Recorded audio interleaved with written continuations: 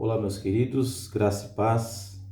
Hoje eu gostaria de gravar uma devocional sobre Simeão, sua história, louvor e profecia, do livro Meditações no Evangelho de Lucas, do pastor J.C. Riley.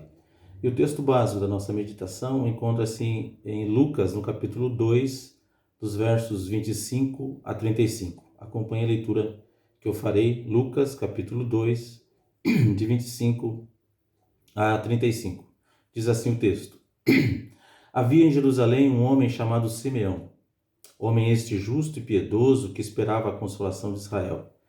E o Espírito Santo estava sobre ele.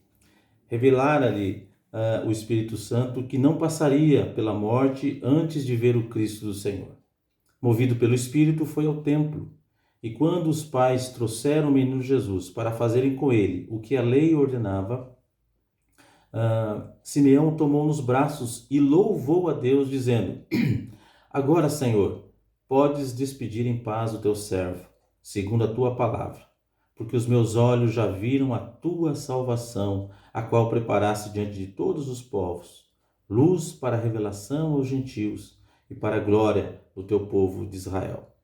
E estavam o pai e a mãe do menino, admirados do que dele se dizia.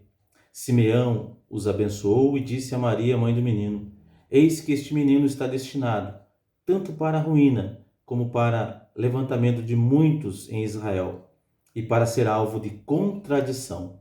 Também uma espada traspassará a sua própria alma, para que se manifestem os pensamentos de muitos corações. Até aqui. Meus queridos, temos nessa passagem a história de alguém cujo nome não é mencionado em nenhum outro lugar do Novo Testamento. Um homem chamado Simeão, homem este justo e piedoso.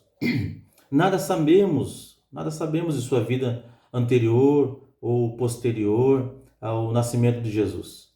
Sabemos apenas que ele foi ao templo movido pelo Espírito Santo, quando o menino Jesus ali foi levado pelos pais, e que ele o tomou nos braços e louvou a Deus com palavras que são agora conhecidas em todo o mundo. E, em primeiro lugar, aprendemos com a vida de Simeão que Deus tem os seus fiéis até mesmo nos piores lugares e nas horas mais escuras. Quando Jesus nasceu, a religião em Israel estava em grande decadência. A fé exercida por Abraão havia sido corrompida pelas doutrinas dos fariseus e dos saduceus. O ouro refinado tornara-se deploravelmente opaco. Todavia, mesmo nessas circunstâncias, encontramos em Jerusalém um homem justo e piedoso, um homem sobre quem estava o Espírito Santo. E sentimos-nos, meus queridos, encorajados ao pensar que Deus nunca se deixa ficar completamente sem testemunho. Vejam, por menor que a sua igreja venha a ser, por menor que ela venha a ser, em determinadas épocas, as portas do inferno nunca conseguem prevalecer contra ela, nem mesmo essa pandemia do coronavírus. A verdadeira igreja pode ser levada a atravessar um deserto, como nós estamos passando hoje, tornando-se um pequeno rebanho disperso, mas nunca morre, nunca ela vai morrer. Presta atenção nisso, olha só. Havia um Ló em Sodoma e um Obadias na casa de Acabe, um Daniel na Babilônia e um Jeremias na corte do rei Zedequias. E nos últimos dias dos judeus fiéis, quando o cálice da sua iniquidade estava quase completo, existiam pessoas piedosas, até mesmo em Jerusalém, como é o caso de Simeão. Os verdadeiros crentes de todas as épocas devem lembrar isto e sentirem-se confortados. Trata-se de uma verdade, meus queridos, da qual podem esquecer-se, e isto os levará ao desânimo. Vejam, lembrem-se do profeta Elias.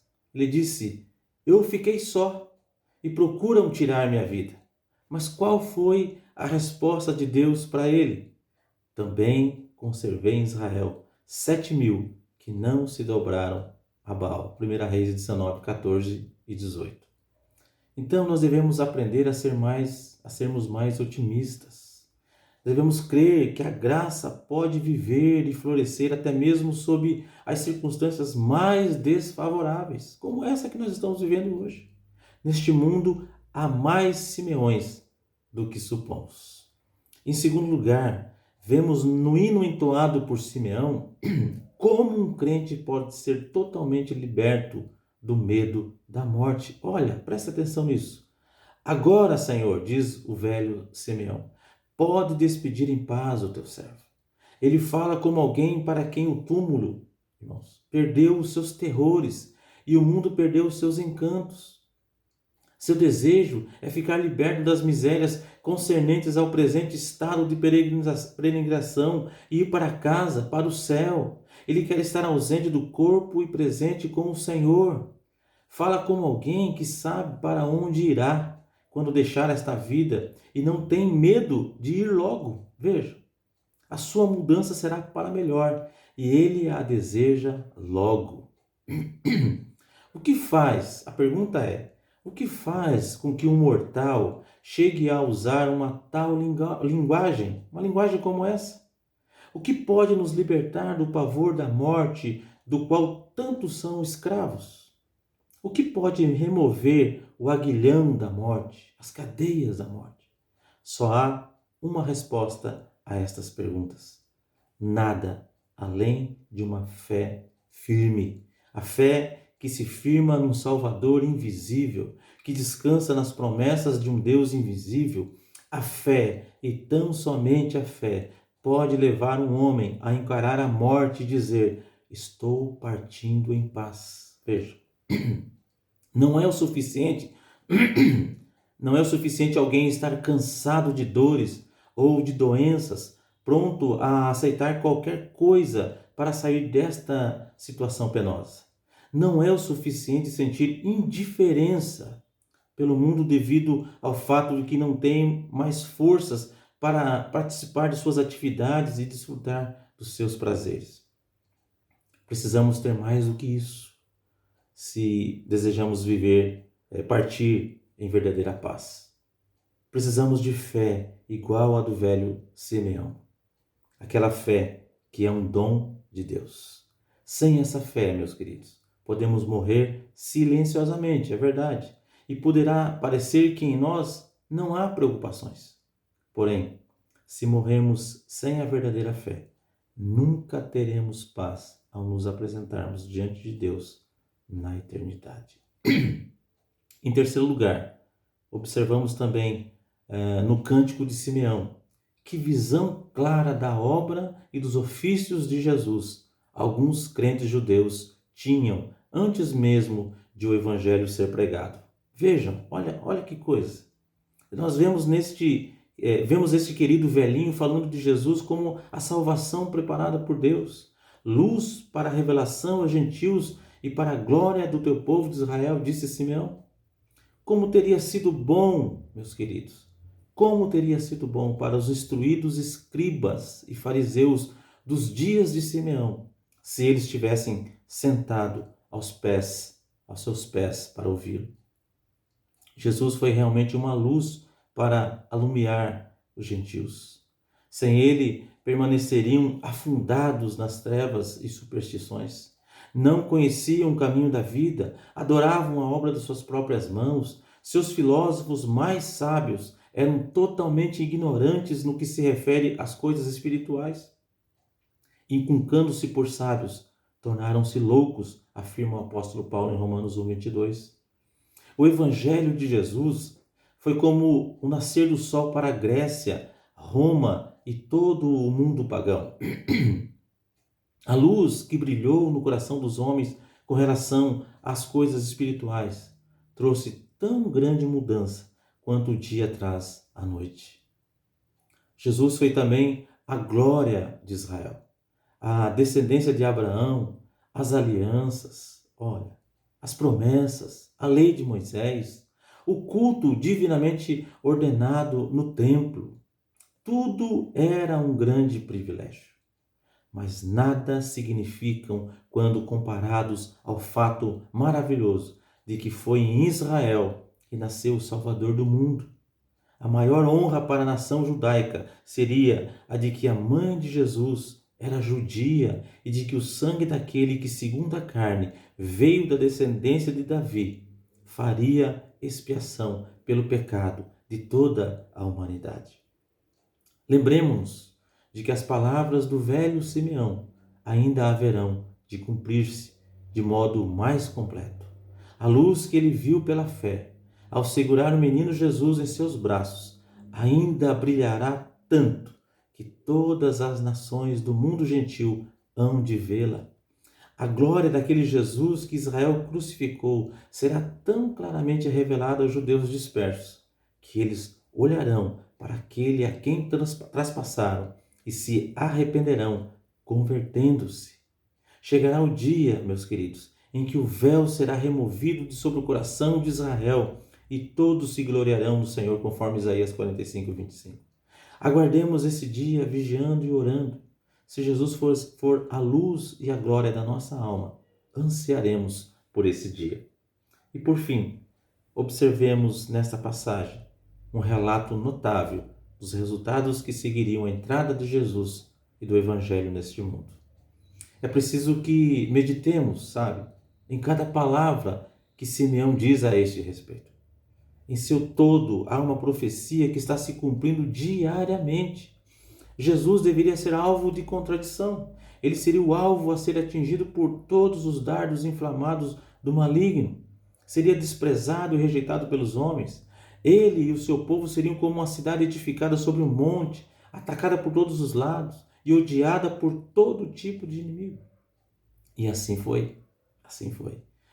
Notem que milhares de pessoas que não concordam entre si em nada, vejam, milhares de pessoas que não concordam entre si em nada, têm concordado em uma coisa, em odiar a Jesus, em odiar Jesus. Desde o início, milhares têm sido perseguidores e descrentes. Jesus deveria também servir para a ruína de muitos em Israel. Ele viria a ser uma pedra de tropeço e rocha de ofensa para muitos judeus orgulhosos e cheios de justiça própria que o rejeitariam e pereceriam em seus pecados. E assim foi. Para milhares dentre eles, o Cristo crucificado foi uma pedra de tropeço e o seu evangelho teve aroma de morte, como diz Paulo em 1 Coríntios e em 2 Coríntios. Jesus deveria servir também para o levantamento, veja, de muitos em Israel. Tornar-se-ia o salvador de muitos que, tendo-o rejeitado, blasfemado e ultrajado, chegariam depois ao arrependimento e à fé. E assim foi.